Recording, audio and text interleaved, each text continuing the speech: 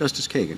Can I ask you to make an assumption you don't want to make, but would you assume, sort of along the lines that Justice Gorsuch was saying, that in fact at this late date the court is not going to be able to undo the assignment?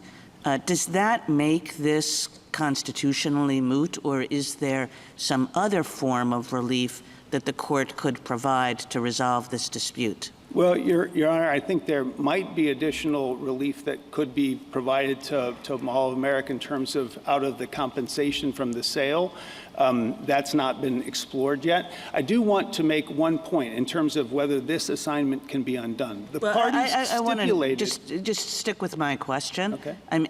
You gave one flesh out, like, what do you think a court might do, even assuming, and I know you dispute this, and I'm not suggesting that you're wrong, but if there is no unwinding to be done, what is left? Well, Your Honor, the statute only precludes an invalidation of the sale. Of course, we think this is an assignment, not a sale, so it doesn't apply.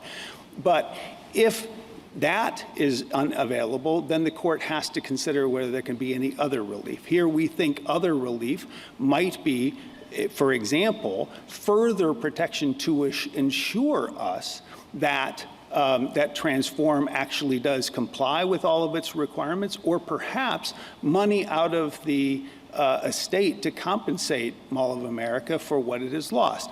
But again, that's not necessary to reach here, because here the parties entered into a stipulation that Transform would not do anything further that would moot the appeal. As a consequence, this property remains dark. It has never been developed.